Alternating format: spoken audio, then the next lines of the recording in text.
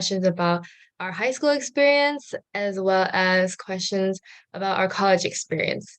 Can we now go ahead and introduce ourselves? Just name and school, even though it's already on the screen. Let's go in this order. Is Joshua here? I don't think so. Okay. Well, my name is Yunju, and I'm currently a first year at Pomona College. Hi, I'm Kevin. I'm first year at MIT.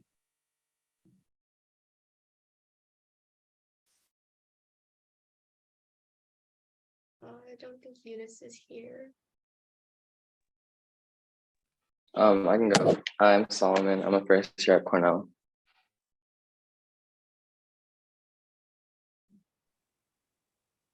No, I'm first year at Harvard University. Hi all, my name is Eric, and I'm a freshman at Berkeley. Hi, I'm Erin. I'm a first year at UCSB.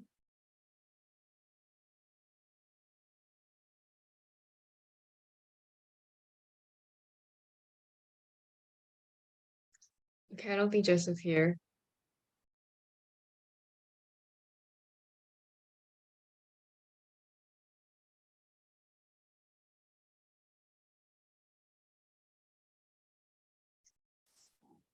Is Ryan here or should I go?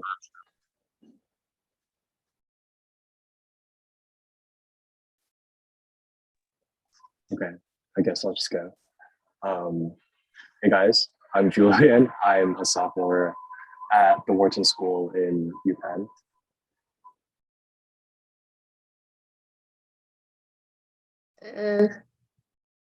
Jennifer, not here? Okay, this is beautiful. Thank you for coming. So we're gonna ask some questions. The first set of questions are about our overall college life. So just simple, how is college? I think everyone can go around and just like say one sentence about college. For me, college is really fun and new.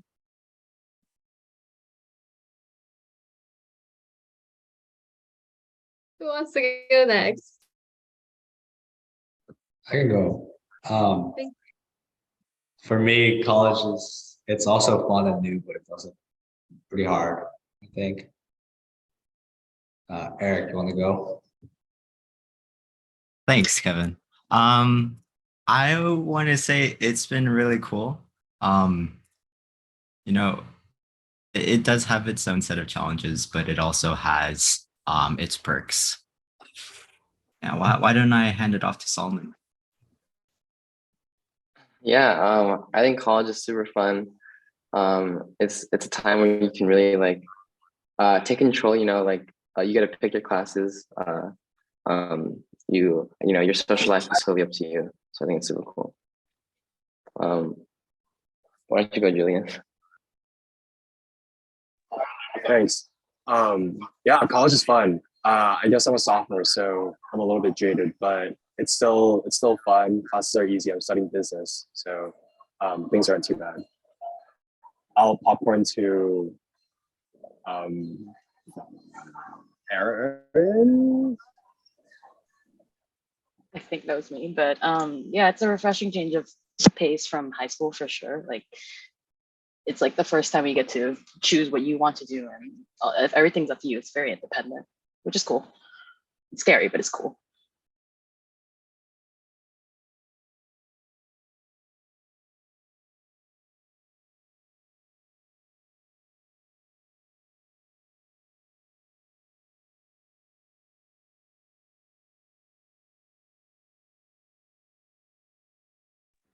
Wait, can you guys hear me? Yeah. Oh, okay. For me, college it's hard. I think it's definitely harder than high school in my opinion, and it's like very independent, but it's definitely a fun experience, and yeah, it's something new. So yeah, it's all worth it in my opinion. So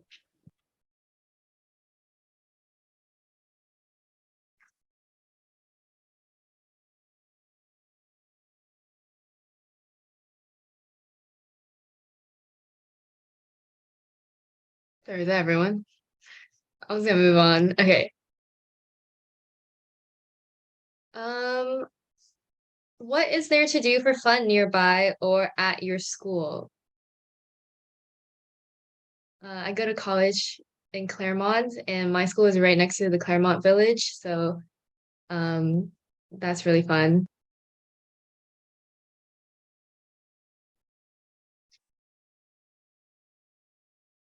Because we don't have a lot of time. Okay, I'll go. Okay, now that my mic is fixed. So since I'm in Berkeley, obviously we can always go to San Francisco. There's some stuff down to do in Oakland, and then there's a place called the Berkeley Marina, where if you're a student, you can go, I think, paddle boarding and also kayaking for free. So there's that.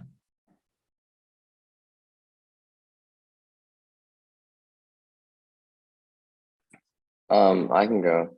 So Cornell's in Ithaca, so it's not like a bustling city. But I will say, like, Ithaca, it's like a pretty like low population place, but we do have like our Ithaca Mall and stuff. And there's a lot of stuff to do on campus. And especially because it's fall right now, we can go, like, we have like Apple Fest, which is super famous, apple picking, pumpkin picking. We have like a huge lake that you can like paddle on. We can go hiking. So there's a lot of cool stuff.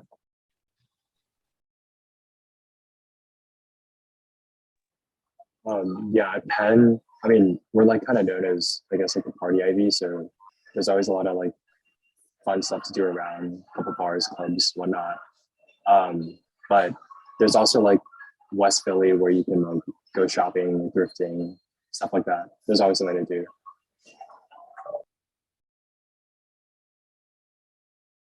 At MIT, it's just like next to Boston and Cambridge, so there's just like a bunch of different like shops and like, restaurants and stuff. And we're right next to the river, so there's actually like paddle boats and stuff that you can get on. I personally haven't done it yet, but it's always an option.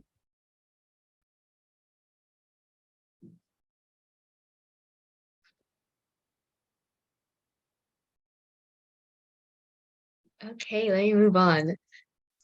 What clubs or extracurricular activities are you doing in college?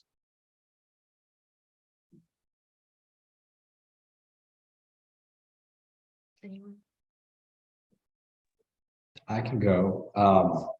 I'm in an a cappella group at MIT here, so we're called Syncopasians, and we just do a bunch of different like Asian songs, like Japanese, Chinese, Korean, English songs. It's pretty cool. We do like performances and stuff and concerts. I did choir in middle school and a little bit of high school. So it was something I really want to do here at college. So I'm glad I was able to kind of do it.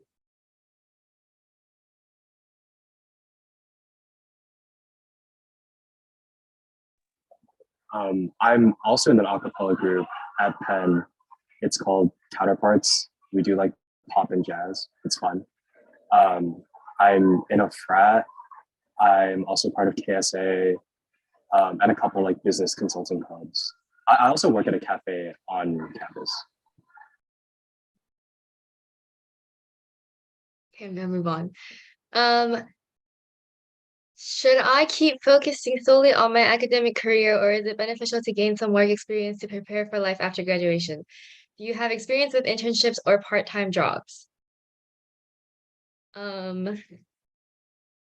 Julian, you have experience with internships? Do you want to talk about that? Yeah. So I mean, like in high school, it's not super duper important to try to gain work experience. Like after all, there's like only so much you can do. That being said, if you can like get an opportunity in like service, like food service, just like a basic job or just like a basic entry level internship, that is helpful. It's more important though to like focus on getting internships when you're in college instead of like focusing solely on research or like your own projects, because it just shows that you're capable. So don't like worry about it too much in high school. Unless you're a senior, then maybe consider an internship for your summer after senior year. It's not super important. Thank you. What is the hardest part about college? I can speak to that. Honestly, I would say the amount of independence you get is definitely a double-edged sword. So yeah, you do have the kind of freedom of picking and choosing what you get to do with your time. But that also comes with having to manage your time wisely. And if you don't do that wisely, then that can really bite you in the butt later on. So yeah, I would, that's kind of the hardest part. Anyone else? Okay, let's move on. All right, questions about high school. How did you decide on what college/major best fits you? Are any of you not majoring in CS? Okay, so I'm not majoring in computer science or really anything related to that. My major is molecular and cell biology. And like I always knew I was gonna go into some like STEM related field, right? I hated English and history, like it's not the subject for me. But you know, math and science, all great. Obviously, I had some computer science, like I dabbled in obviously STEMPIA and voice calling and all that. But I think what really ultimately made me decide to go into that molecular and cell biology route is I try to like, well, my mom, first of all, she works in the medical field. And I had this program in high school where I basically got introduced to a lot of different like opportunities in the medical field. And that just was more appealing to me. So I feel like the best thing to focus on is exposure in high school. Obviously, it's not like super, super important, like to the point where, oh, if you don't know exactly what you're going to do when you start getting into college, like not the end of the world, but it's better to like get a jump start and figure it out early or try and figure it out early. Thank you. I do want to major in CS, but Pomona College is a liberal arts college, and the liberal arts approach is you get to explore various fields of studies before you get to choose your major. So they make us do a bunch of general education courses, like, you have to fulfill all these requirements in order to graduate. And that is to get us, like, to force us to have exposure to other things that we might not have been previously interested in. And so we get to do that and then choose our major as we go into our third year.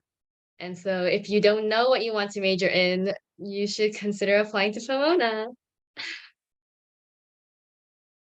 Next. Did you take any difficult AP classes? Did you take a lot of AP classes?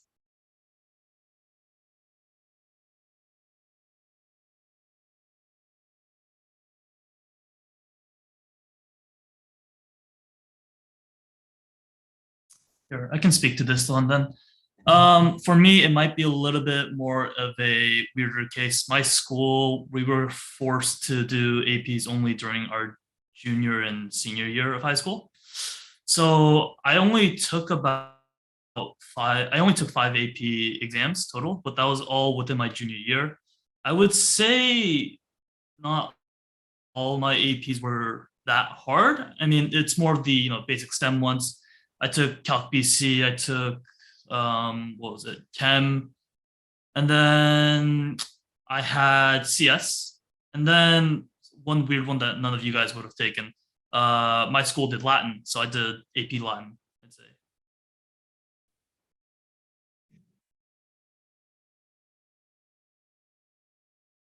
Anyone else? For me, I had like a AP limit for my school. So in 10th grade, you can only take 2 and then like 3 in junior year and 4 in senior, but I didn't even take like the max for every year. I think I took around like 7 APs, like 4 in senior year, like 1 in junior year, and 2 in sophomore year. But then some of them like were like very hard, or like I didn't, like get 5s on all of them for some of them. So yeah.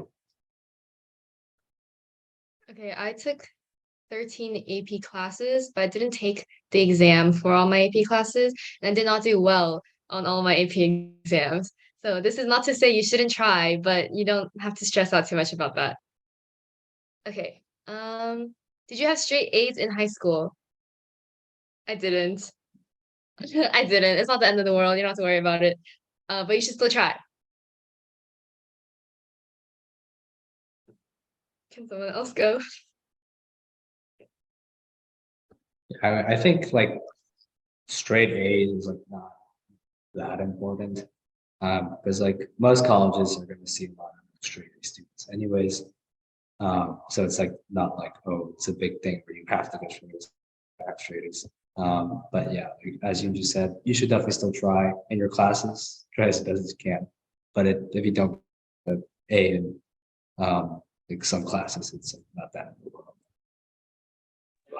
Yeah. Also, in college, like I don't care who you are, you're not gonna get straight A's. So in high school, like if you don't get straight A's, like that's honestly just gonna condition you for college. It's better to like for it to be that way because yeah, like as someone who got straight A's, I came to college like and was devastated when I got a B or whatever.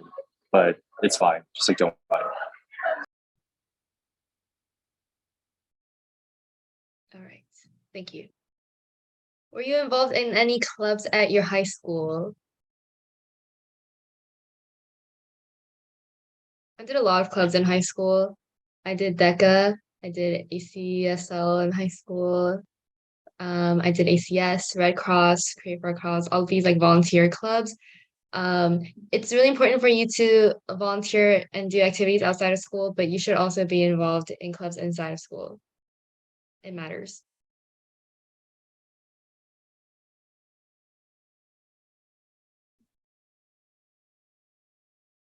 Okay, let's move on. Were you involved in any clubs outside of school?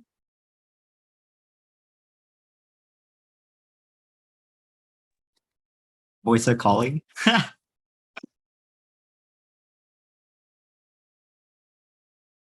Yeah, I think everyone was in voice of calling.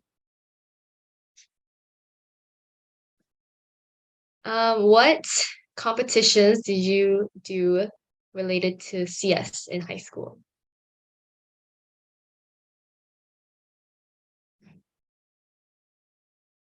Come on, you guys did a lot.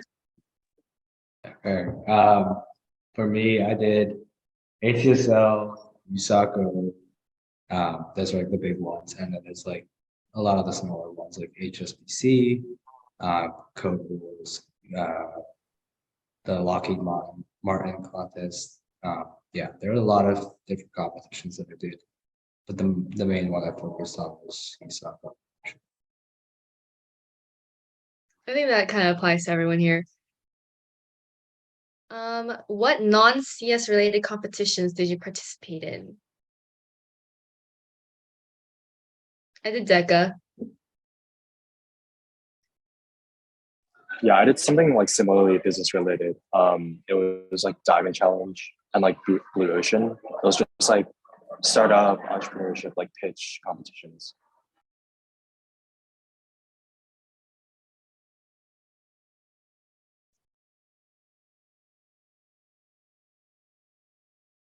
Okay, thank you. Were you part of any research projects? If you were, please, research or projects. If you were, please share your experience.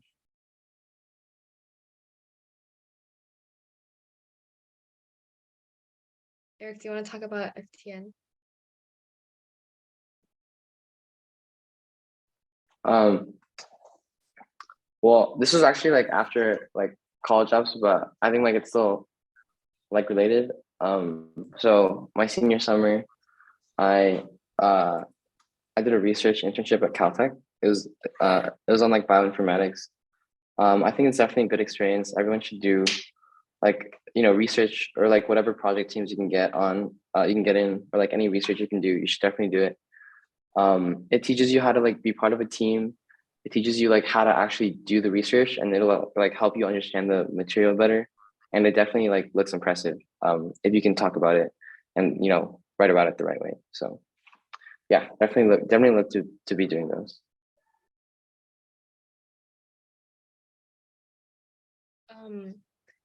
Jennifer, are you here?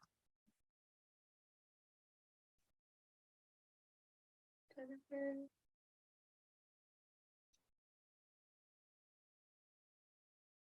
Okay, well, I think she's here. Jennifer goes to Dartmouth. Okay. What kind of volunteer work did you do? How many hours did you serve?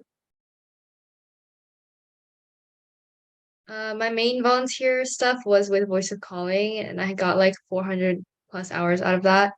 I also did like Korean traditional dance, and I volunteered at like um senior homes, and then did like I volunteered at my church's Korean school, and um like did like food distribution at homeless shelters.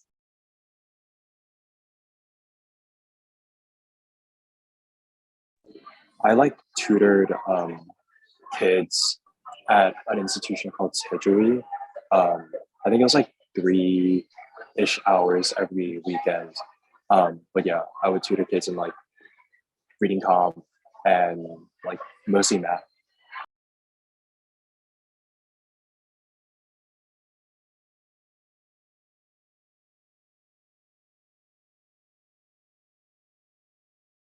All right. College apps. Well, we're moving through this really fast. How did you finalize your college list?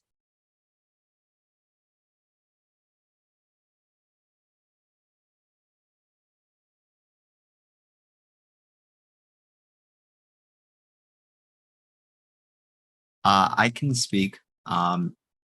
Personally, I would say if you're in a financial position to be able to do so, I would strongly recommend. And if you have the time and energy, I would strongly recommend applying to any that sound interesting. Just because you never know. So like, as long as if you're able to write a decent quality application for any of those colleges that you might be thinking of applying to, I would strongly recommend it.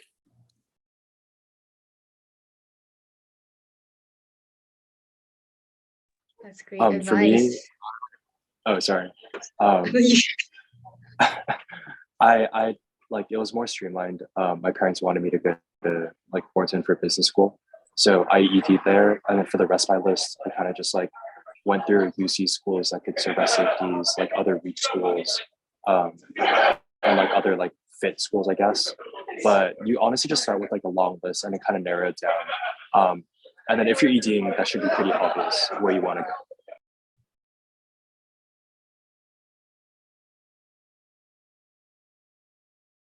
Yeah, sometimes like you don't even like think about the school until you get in, and then you start to really love the school after you get in. That's what happened to me. I didn't know what Pomona was. I applied to it not knowing what it was. Then I got in and I loved it. So that could be you.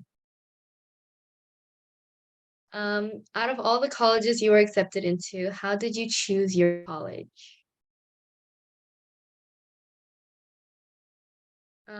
Again, Pomona College is a small liberal arts college, and what I loved about it was how many resources there were available to help me throughout my college education.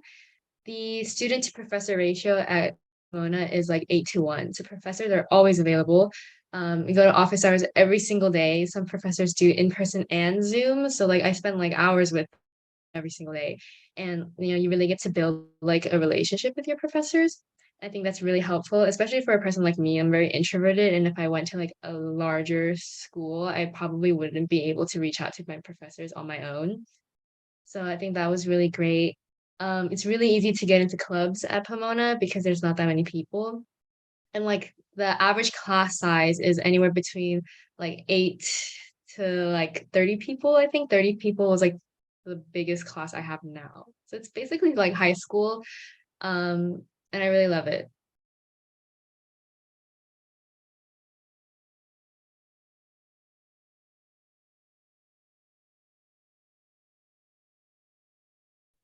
So for me, I was actually choosing between Berkeley and then UMich. Both were really appealing to me. I got into Berkeley as an undeclared engineering major, which meant that I was in the College of Engineering.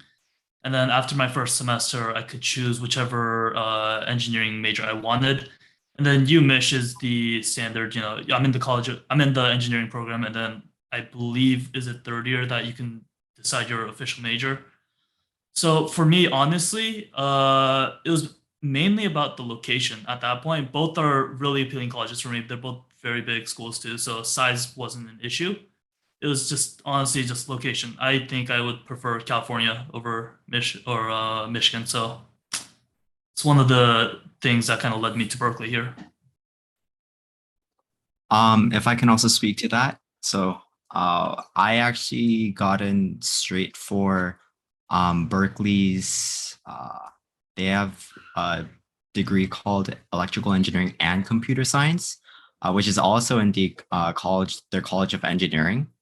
So I think one thing that really stood out to me about Berkeley's CS program, I mean, um, not only was Berkeley kind of a little bit cheaper for their in-state tuition, but also they're like right next to Silicon Valley. So, you know, as a CS major, that's absolutely amazing in terms of like internships and job opportunities as soon as you graduate.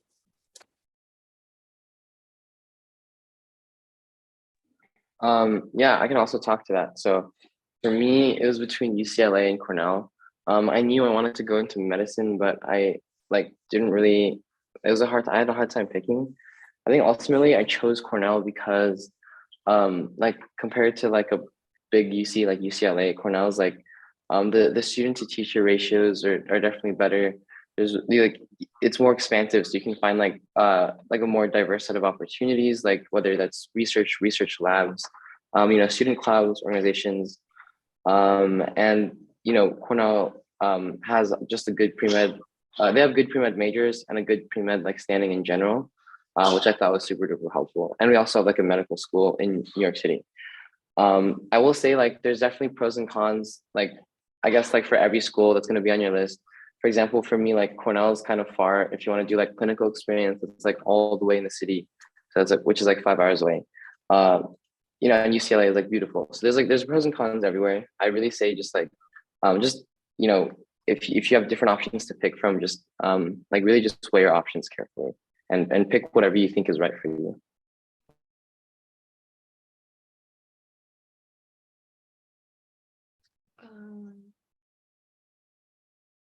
Erin, do you want to answer that question too? I mean, for me, I didn't really care where I ended up going. Obviously, UCSD has, well, there. I want to go to, like somewhere medicine. If not medicine, then like biomedical research, which is close enough. UCSD was solid enough on that list for me to decide to get into there.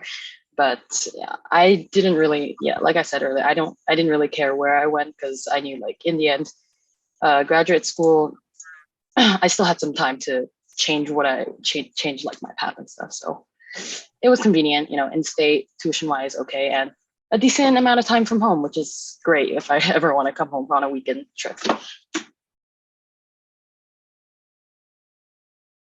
Hi Jennifer. Hi. Jennifer goes to Dartmouth, you guys. Do you want to answer this question too? Sure, yeah. So I don't know if some of you guys know, but I am a CS major. And I also want to double major in studio art. And I got accepted into Carnegie Mellon for BCSA, which is some combined major where I do 75% of CS and 75% of art. And then I do some classes that are mixed. And I was planning to go there until the very, very last minute.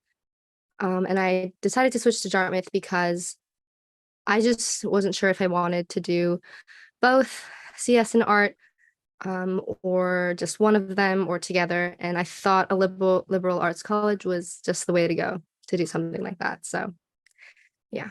And if there are people that are interested in CS and art together, I don't know if I'd recommend BCSA at CMU 100% unless you're like really dedicated to it, because you can't just transfer out of BCSA into just simply CS majors. That's just something I discovered really late and it stressed me out a lot. So just advice. That's all I have. Thank you. Clay, are you still here?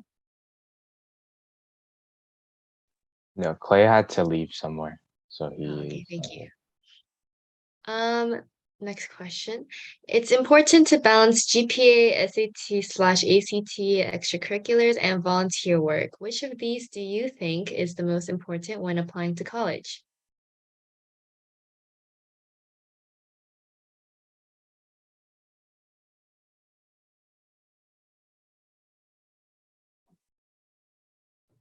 I definitely think extracurriculars and volunteer work is probably the most important. Like GPA and SATs are important too, but I think colleges want people with like personalities. So extracurriculars and volunteer work is kind of like things you're actually interested in. So you should kind of pursue these things in high school. And colleges will like that you're doing stuff other than just basically studying. Yeah, Yeah, I would GPA and agree. oh, Oh, you can shit, go sorry. first. You can go, you can My go. bad. Oh, I was just gonna say, like, yeah, like extracurriculars, you could really show like where your passions lie, as opposed to like grades and like school. That's kind of like a baseline. But where you want to like build your like application or whatnot is like the extracurriculars where you can like develop a personality, I guess. Okay, yeah. GPA, SAT, those are all very important, but it like doesn't really make you stand out because in this day and age with all the resources that we have, everyone is gonna have a decent, actually I don't want to say everyone, but a lot of people are gonna have a decent enough GPA and a decent SAT score. But extracurriculars and volunteer work will set you apart. And also colleges over the year have started to put more value onto EQ than IQ. So yes, extracurricular volunteer work, important.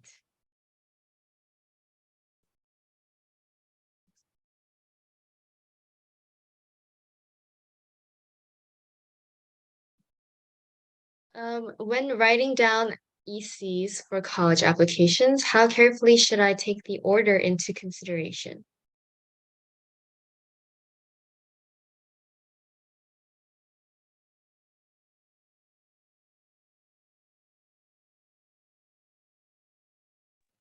You should definitely like put your most involved and like longest like most prominent ECs first, so, like whichever ones you've been doing the longest or that mean the most to you, put those first, and then kind of and like that are the most relevant to like your major, like your application profile. Put those first, and then kind of work backwards, and then just like fill out the list. Yeah, Chuan teacher wants us to talk about some of the extracurriculars that we did, so let's go ahead and talk about that. Thank you, Heaven. Yes, I also did a lot of competitive programming. Um, I did a lot of like various activities. I was really into DECA for like the first 2 years of high school, so I focused on that a lot. And I did piano. I did like a lot of little volunteer work. Um, I wasn't in like an a cappella group like Kevin is, but I did do like praise team for church, things like that. Can everyone kind of share like what they did for extracurriculars?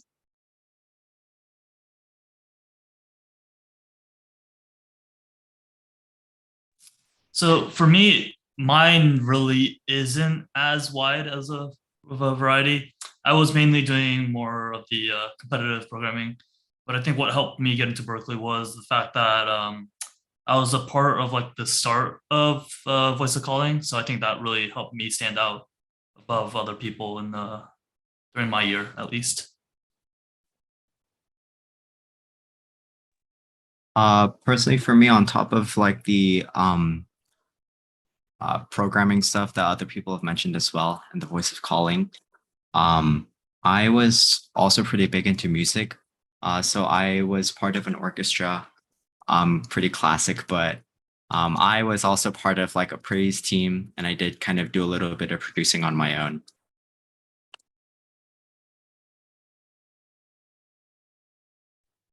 Yeah, for me, in addition to voice of calling, I also did like yeah, your hospital volunteering. Well, since I'm like biologically focused, I also did like like a medical internship over the summer. I'd say like I guess like it's important to have like extracurriculars that like really relate to like what you want to study, but also it's fantastic to have like hobbies that you like really do. Whether it's like art or like music, like a lot of people do, a lot of us do. Whatever it is, just like it's really it really like shows who you are as a person. If you can have like a few hobbies you can talk about and lists that are like that really portray like your wholeness as an applicant, I guess. And it shows them you're not just like a machine. So yeah. I mean, for me, I also did like, besides whistle calling, I was also in the same orchestra as Eric, and I had like a mural club at my school, and then I think I wasn't that good at competitive programming, if I'm going to be honest, but I did a lot of like research, like machine learning, NLP, stuff like that. I also did. I mean, I wasn't in an orchestra, but music-wise, I went out in a lot of like solo piano and violin competitions, up until even after college apps. Like I just like that wasn't even just for the college apps. I just really liked playing the piano and the violin. So I did a lot of that. I did a lot of like volunteer work for either local hospitals or I don't even know, like blood drives and things like that.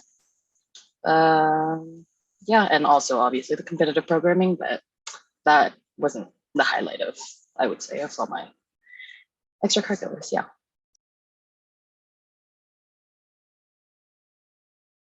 Okay, thank you. Did you tend to focus more on your academic achievements or more on your personal character when writing college essays?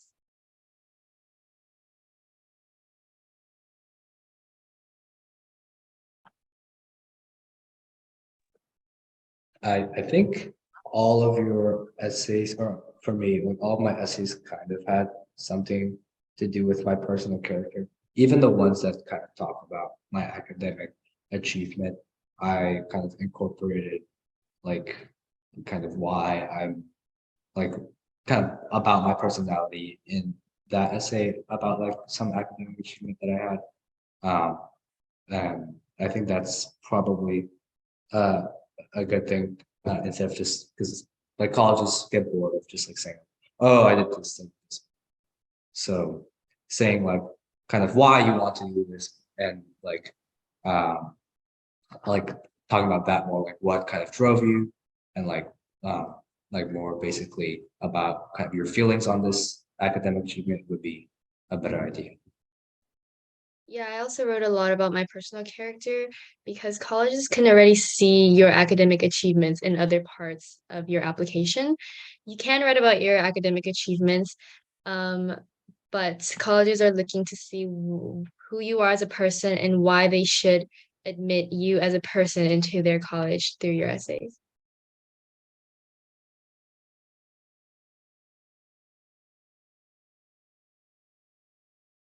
Can we have one more person talk about this? So I also thought the same as Yunju. Like a lot of my academic achievements were, they give you places to talk about your academic achievements. Like, um, besides my personal statements, a lot of like the minor parts of like essays, like each school has like their own essays they ask for. But I talked about my academic achievements in some of those. And then for my personal statement, I talked about what was like really important to me. I know a friend that like talked about rowing, and he does not row competitively or anything, but it's just really important to him and like who he is as a person. So he wrote about that. And so I think I just wrote about how I want to do CS and art together. And that's just like I don't know if it's personal character, but I showed a lot of like who I was emotionally and like character wise in my essay. And I think that's important. Thank you. What do you think made you stand out as an applicant?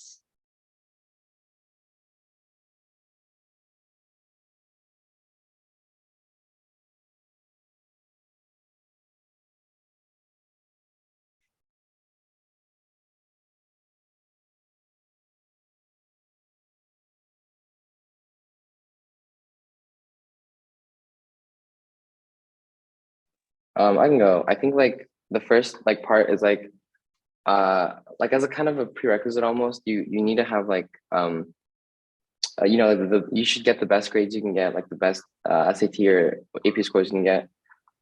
Once you have those out of the way, I think like what really helps you stand out is having like um a good course load and having like good extracurriculars that really show you're passionate about whatever you do. So again, like you have to be able to like translate your extracurriculars, like they have to be able to like relate directly to like what you're passionate about, so they can like really like invest in your extracurriculars, whether that's like art or music or like, you know, math or whatever. Like don't like just do like don't do like minimal involvement. Really try to talk about everything you do. Like, you know, you don't need like a leadership position to be like, you know, to show that you're like a leader, right? And so I think like for me, what really helped me was that like I kind of talked about both computer science and like biology, and I kind of like meshed them together. So like I kind of related to my extracurriculars because they were like, you know, I did voice of calling, I did like my medical internship. So it's really, I really talked about like my extracurriculars and how they related to like what I wanted to study and what I wanted to do.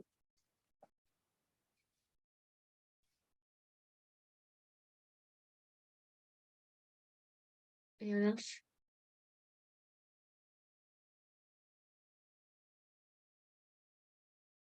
Okay, we can move on.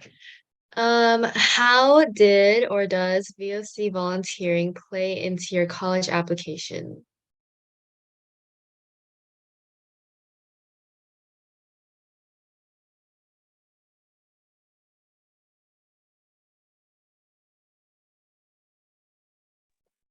For me, it was definitely one of the biggest things in my college application, because Voice of Calling was like basically the only place I did volunteering. I said like smaller volunteering things, but this was Voice of Calling was like really the main thing.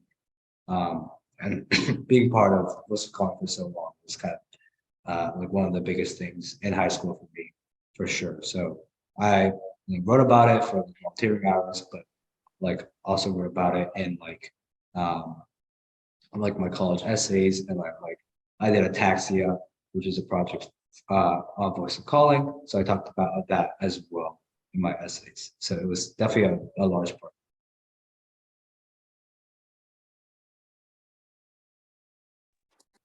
If I can speak to this as well, I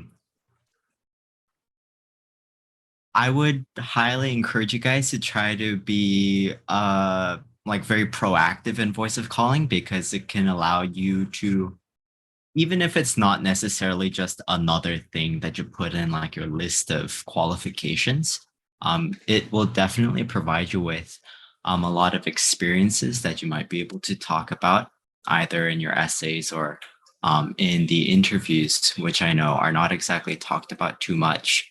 So yeah, as Daniel was saying, just wanted to point that out, and from what he said in the chat, make sure to sign up for those coding camps as a TA. And when you do have the opportunity to do so later on as a veteran member, make sure to sign up as a teacher. And yeah.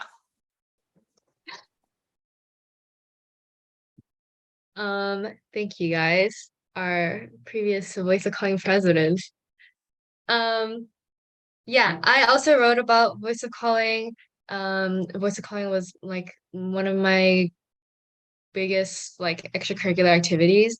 I also got one of the juiciest letter of recommendations from Cheon teachers. I think that was very helpful. Yeah. Does anyone else want to share? I can share too. So for me, I really wasn't able to be as involved with voice of calling, especially since this was happening during my senior year. But because I was involved in the Ataxia project too, I was at least able to, I guess, talk about that within a couple of my college essays and everything. But I mean, I've been kind of like looking through you guys' Discord. Seems like you guys have a lot more opportunities that you guys can, I guess, take advantage of for your own college application. So I would highly recommend being more involved.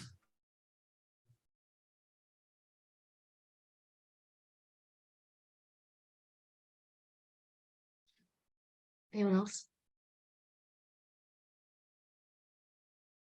Okay, let's move on. Did you ED or ED2? If so, do you think it helps your application?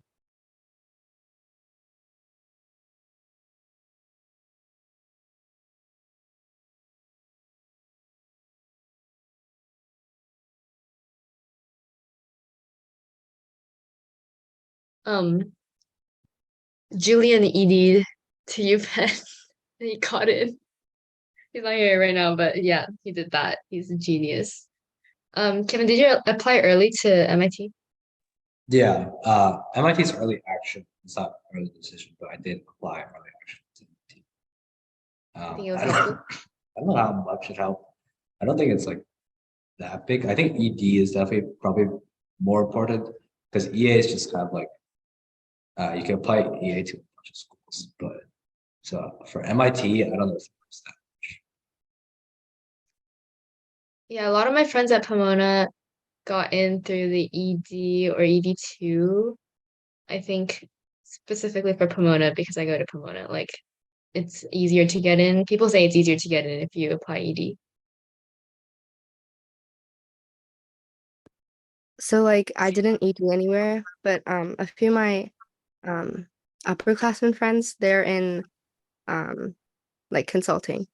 And they say for the people that they consult, they always ask that they always try to send in their applications as early as possible because like let's say your school is really competitive, right? And there are certain like colleges that only take a certain number of people from each region.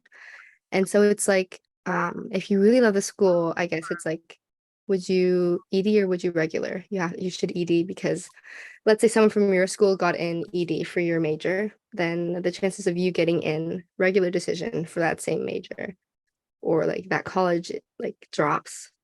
So always better to send in your applications earlier.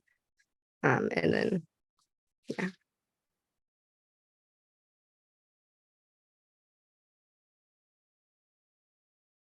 I know like some people are like hesitant to apply early to some schools because of like tuition.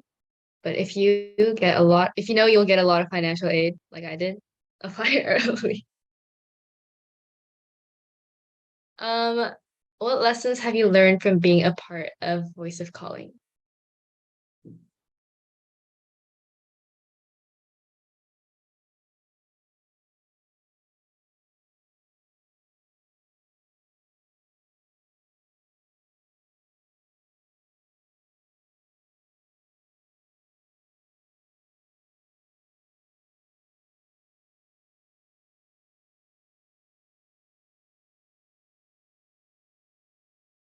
Does no one want to go?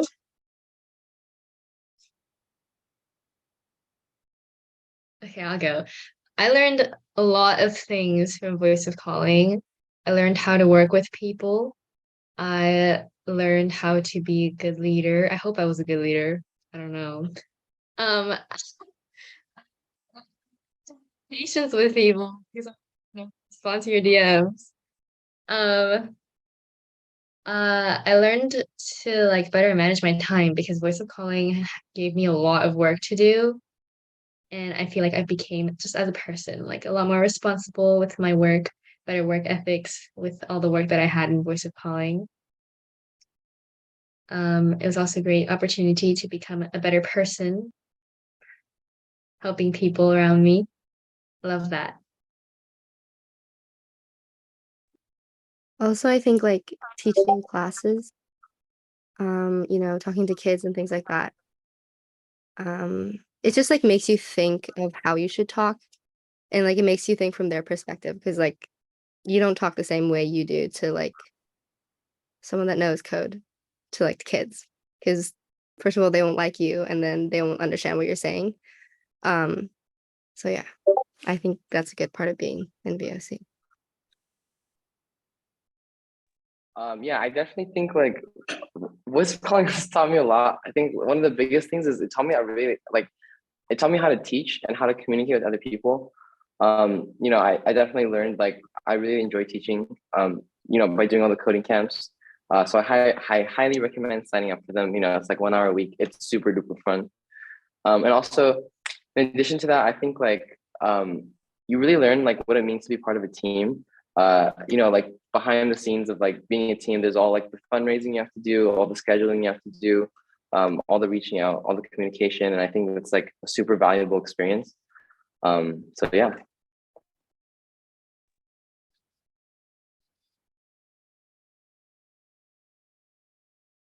If I also personally add to that, I would say, I don't want to say conflict resolution because that makes it sound like there's like active fights, but it's more just like being able to, you know, be able to see like different sides or differing opinions whenever you encounter certain issues and being able to kind of navigate through that and learning how to be able to take the best parts of what other people have to say and really come up with new solutions together.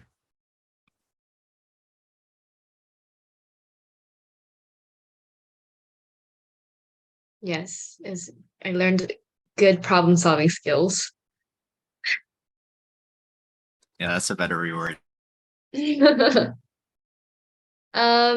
How did your experience in coding and CS contribute to your college apps?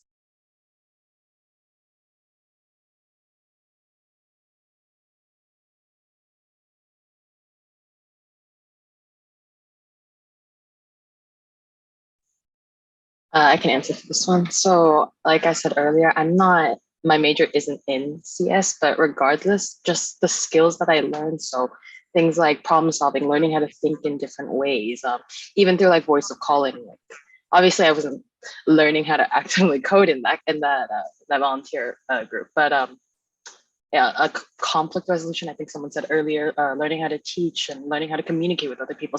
These are all skills that I could apply, like in a more general sense, to the things I did talk about in my college app. So I feel like, and then obviously, yeah, if you are going towards that computer science coding route, then the actual computer skills are going to contribute a lot in your college apps. That didn't apply to me, but overall, like the skills that I learned, they were actually pretty valuable.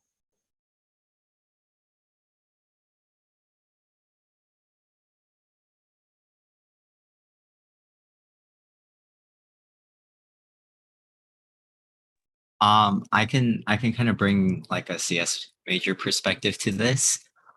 If you guys do plan on majoring in CS, I would strongly recommend at least having a little bit because I know Yunju was talking about how the landscape for like the college applications and how those are processed has definitely changed a lot in recent years.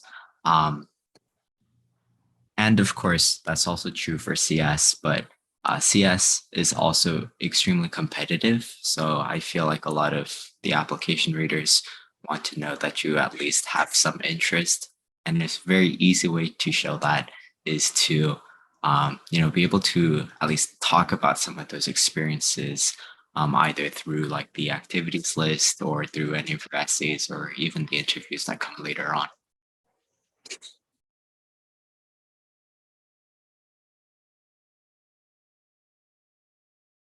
Awesome.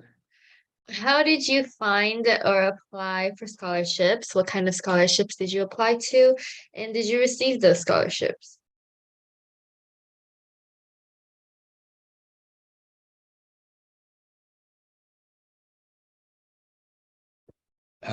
For me, I just kind of found like a bunch of scholarships online, and like just like talk to people like that also knew about scholarships and kind of applied to those as well.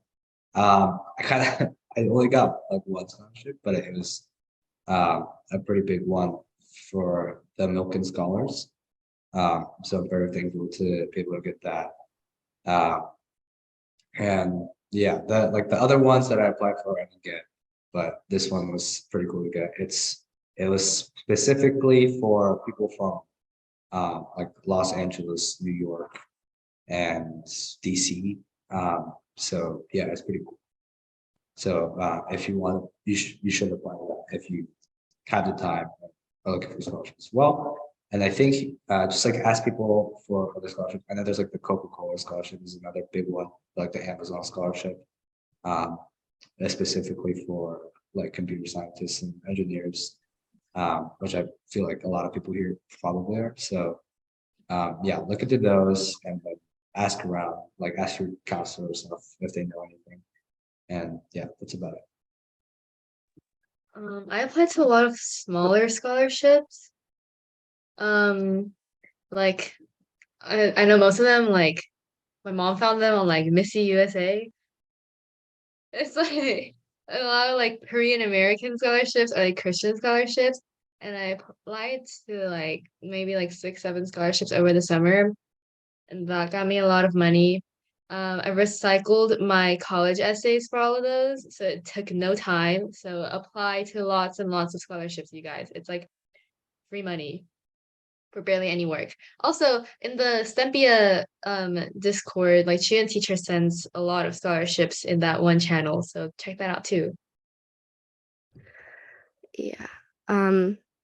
So I think I primarily used Scholarship America. It's a website. I don't know if any of you else used it, but it's really convenient because you just input your major and then it pops up like all the scholarships related to like they're giving to certain like major students. I was really lucky to get the Amazon scholarship, and also for anyone in like the SoCal region where Edison, Edison, like the electric company, if your like power is supplied by them, they have a scholarship for $40,000. And you should try applying. Which I also found on Scholarship of America. So yeah.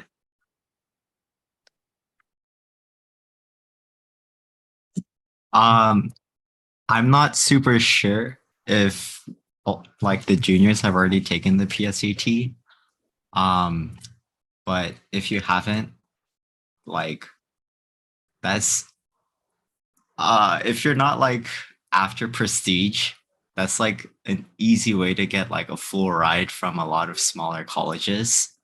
And like this for sophomores too, next year, like and next year when you guys take the PSAT, I would encourage you guys to take that seriously because that is an easy way to get scholarship money from a lot of like colleges straight up.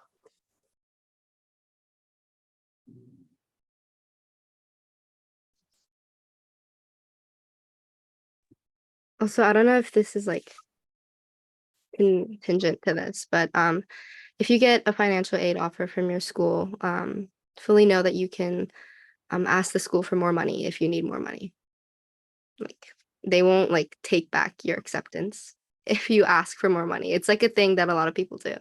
So, if like you're juggling between 2 schools and like one is giving less, but you really want to go to this school, like ask. And usually they give more money. So yeah, your tuition is not that expensive for no reason. I mean, it is expensive, like for no reason.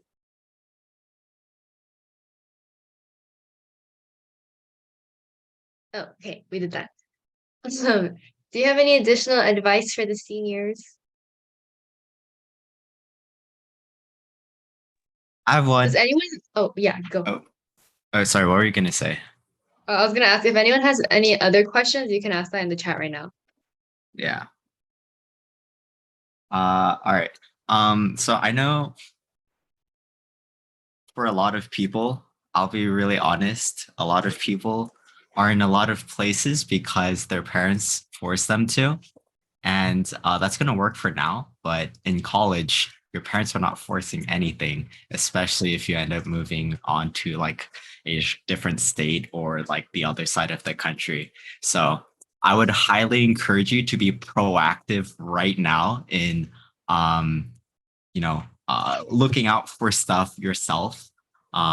Like looking out for those opportunities, taking advantage of those opportunities, especially because, well, it might be different for you private school people.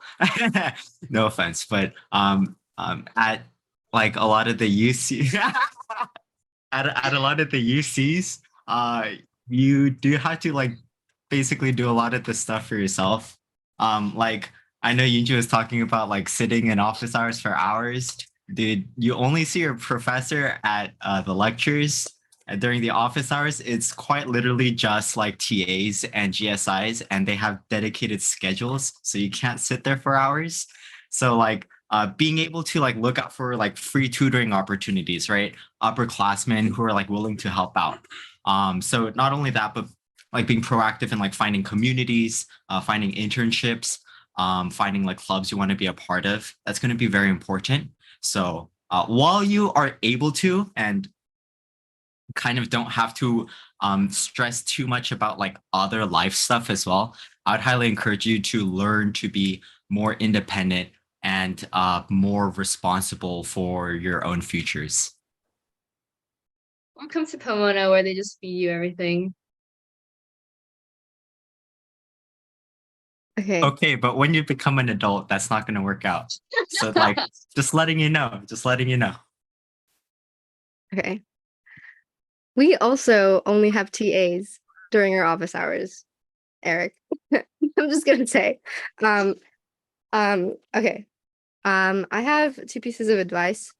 I think I know it's really stressful and it's like applying, to college is like it's just a really like depressing activity because like you compare yourself to others and it's just like applications are just generically really competitive, but apply to as many as you can. Like I applied to over like 20. And it just gave me a lot of options at the end. And by the end of those 20 applications, I was copy pasting a lot of my essays. So apply to like that one school whether you're like, should I or should I not? Because at the end, when like decisions are coming out, the more you can check, like the more you're like, oh, I have hope for this one and stuff like that. So yeah.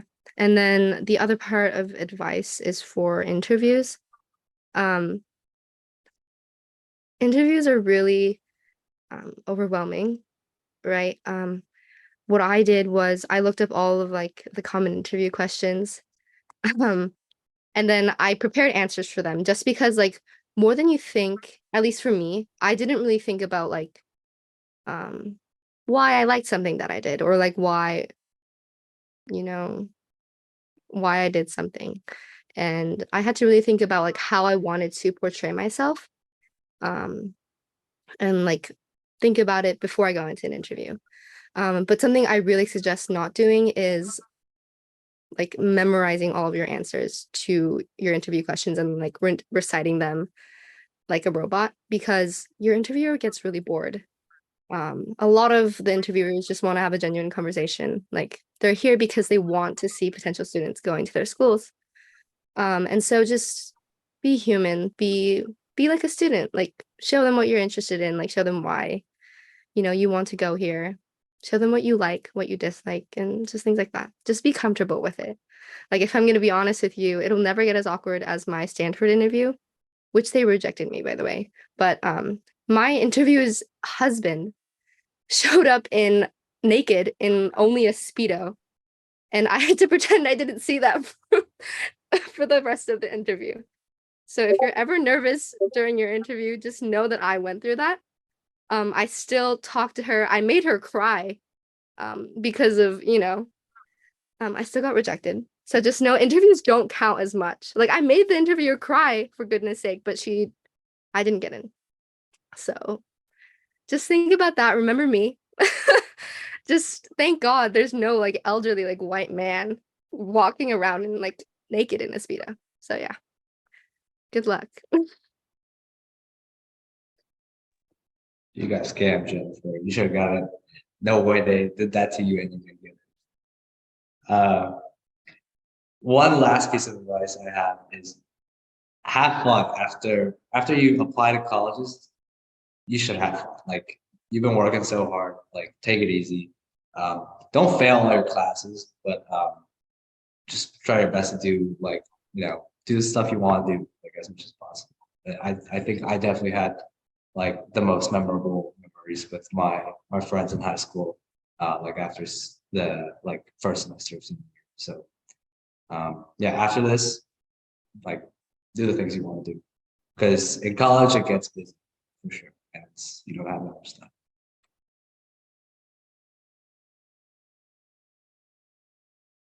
Okay, let me send the question that someone sent in the chat.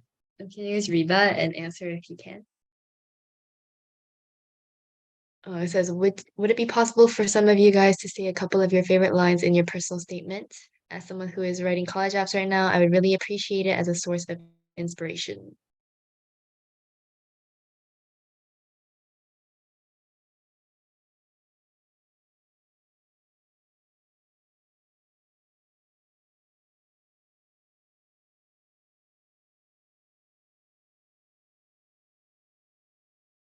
Is that too personal? Okay.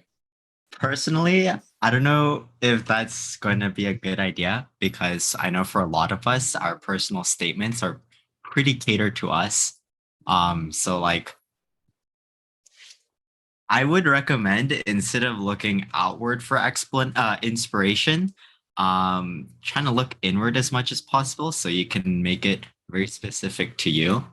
Like for instance, I know one person that wrote their entire my that was my roommate's story. My roommate was telling me about how one of his friends wrote their entire application on like Spider-Man, and like how they were able to like connect it to themselves.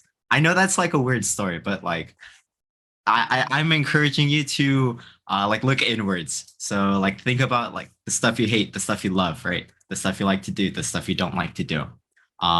And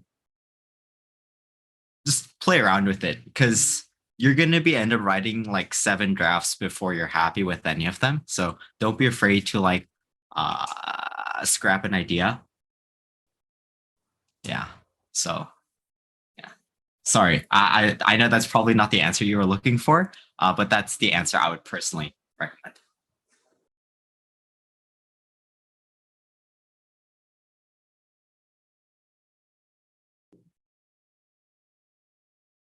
Following up on what Eric said, like I wrote about like singing and dancing in middle school and stuff. So like literally like yeah, you should write about kind of just like look into yourself and write about kind of something very personal to you.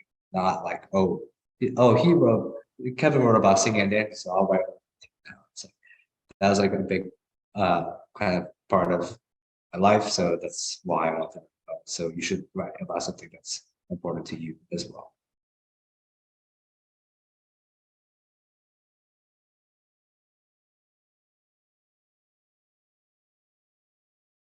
All right, let's move on. Oh, don't stress about it. You'll be fine.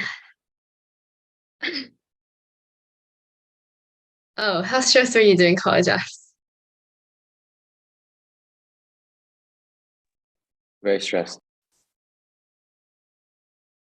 I think like I wrote a lot of essays during like the night, like the nighttime when I was like tired just because being tired allowed me to be more like emotionally vulnerable and like open in my essays. And definitely like reading over what I wrote and then like crying was kind of like a common occurrence. But like just know everybody's really stressed along with you. And then like once you finish writing your apps, just know college life is pretty fun. So yeah.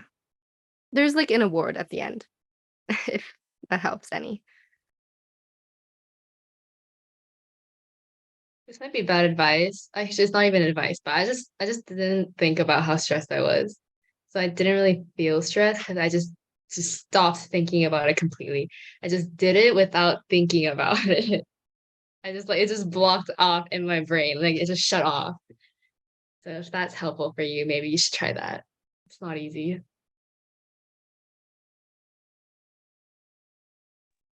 Oh, and something I did was I got a lot of people to read my essays because more than you think, like you are confusing in your like writing. And like what you want to say doesn't really like go across or like because like the way that I wrote, I was like talking and like I was just being like emotionally vulnerable and like getting my feelings out onto the paper. But if that happens, like the emotions and stuff like that just get in the way of like you making sense. So I went to my English teacher.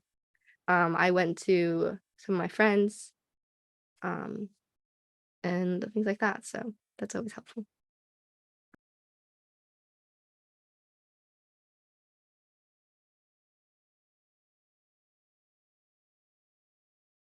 Right. Um, Adding on to what Jennifer was saying, I highly recommend you have other trusted people reading your essay. Just because if you're reading it all by yourself, you're only getting your viewpoint on it and not other people's perspectives. Although I will caution against showing it to too many people. Number one, for like privacy security reasons, you never know who's going to take your essay. And number two, even if you're only showing it to people who are not applying to college, there can be a point where you have too many perspectives. And hopefully, you know that essays are very subjective, right? What one person thinks is magnificent, to another person might be like absolute trash. So, as Jennifer was saying, make sure to reach out to a lot of people, whether that's your parents, a mentor, a teacher, or if you're part of like a religious organization, like a religious leader there. But try not to be showing it to like every other adult you happen to know in your life. Yeah, I wouldn't show it to my parents. I didn't show mine to my parents either. And then also just something to know, like your opinion and like your vision is like the most important. So I don't know, like me, I really like absorb what everybody says, and I sometimes think their opinion is more important than mine. But like even if you like, let's say someone says like this is weird, like this part of your essay is weird, doesn't make sense. There has to be a point where you have to say, oh, but I don't want to cut it out. I want to let's like talk about how we can make this make sense instead of cutting it out and things like that. So yeah.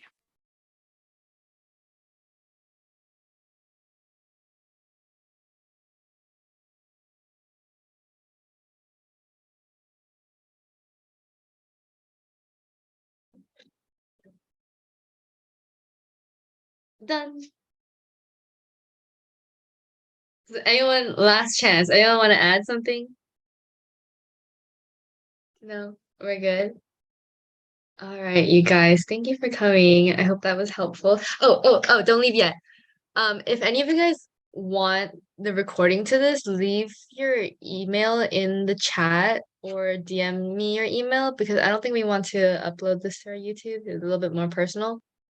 So if you want the video, send me your email. Thank you. Bye-bye.